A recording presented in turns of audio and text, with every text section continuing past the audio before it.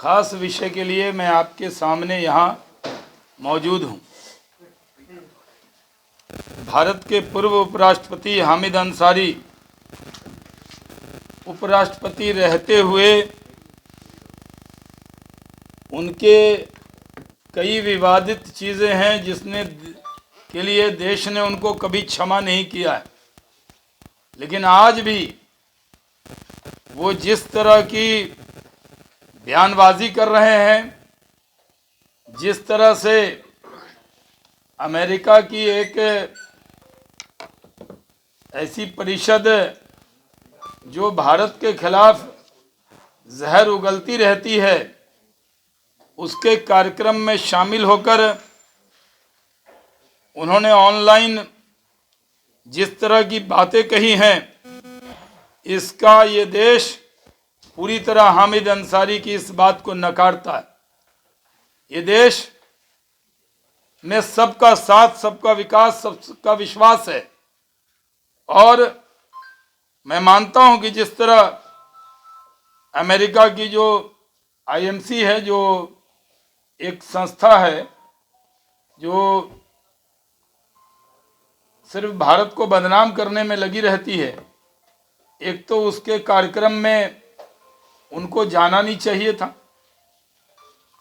दूसरा, वहां पर जाकर जो बातें उन्होंने कही, आईएमसी जिसके फाउंडर शेख उबैद पहले से ही बहुत सारा फंड इकट्ठा करके भारत को बदनाम करने के लिए जिस तरह का काम किया है, और उसने करीब 4,12,000 जो यूएस डॉलर है उसको खर्च किया, कभी बर्मा में, कभी अन्य चीज़ों में। और उसी के कार्यक्रम में जिस तरह हामिद अंसारी शामिल हुए और उस इवेंट में जिस तरह की गुफ्तगू की गई है, ये दुर्भाग्यपूर्ण है। भारत के मुसलमानों के लिए भारत से अच्छा देश, हिंदू से अच्छा दोस्त और नरेंद्र मोदी से अच्छा नेता नहीं मिल सकता, जो सबका साथ, सबका विकास, सबके विश्वास के रास्ते पर इस देश को लेकर चल रहे हैं। पूरे दुनिया के अंदर आज भारत की प्रशंसा हो रही है कि इतने बड़े देश में न कोई दंगा है, न फसाद है, न कोई विवाद है, भारत संविधान से चलता है। लेकिन हामिद अंसारी ने कार्यक्रम में राष्ट्रपति प्रणब मुखर्जी साहब, हमारे नेता नरेंद्र मोदी जी, कई केंद्रीय मंत्री शरीक हुए, लेकिन हामिद अंसारी साहब ने उसमें शरीक होना बहुत जायज़ नहीं समझा। उन्होंने जिस तरह की बातें की, वो देश पहले से, जब उन्होंने एक बार वंदे मातरम के लिए जब कहा गया, तब उन्होंने कहा नहीं, मैं भारतीय हूँ, यही काफ़ी है। हामिद अंसारी साहब इस देश के जो लोग हैं, पढ़े लिखे लोग हैं, वो उनसे पूछना चाहते हैं, पूरा देश उनसे पूछता है, आखिर जिस देश ने आपको नंबर 2 कुर्सी दी, यानी उपराष्ट्रपति की कुर्सी दी, जिस देश ने इतना सम्मान दिया, कई राज्यों में आप भारत के एम्बेसडर रहे, कई राज्यों में भारत का प्रतिनिधित्व किया, और आपकी जहन और आपका दिमाग इतना भारत के लिए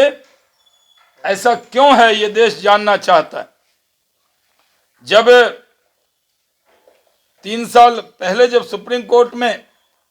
एक बार राष्ट्रगान अनिवार्य करने की बात और मद्रास हाई कोर्ट ने वंदे मातरम के बारे में जब कहा था, तब उन्होंने ये बात कही। उपराष्ट्रपति के तौर पर कार्यकाल के आखिरी दिनों में अगर आपके अंदर लगता था कि इस देश में आपको, या ऐसा लगता था कि किसी समाज को कोई सम्मान नहीं मिल रहा है, तो आपको पहले कहना चाहिए था। लेकिन आखिरी दिनों में उन्होंने ये स्वीकारता का माहौल को खतरे में बताया था पार्लियामेंट के ऐसे में, राज्यसभा के अंदर, और जिस तरह की बातें उन्होंने कही थी, उससे पूरा देश शर्मसार हुआ था। और उनका ये कहना कि इस देश के बड़ी तादाद में लोग अपने को असुरक्षित समझते हैं, ये दुर्भाग्यपूर्ण है। पूरा देश इस बात पर उनकी आलोचना करता है। और मैं मानता हूं कि जिस तरह जो जो अमेरिकी मुस्लिम परिषद है, जिसका काम है जहर फैलाना, जिसका काम है भारत के बारे में दुष्प्रचार करना, उसके कार्यक्रम में शामिल होकर उन्होंने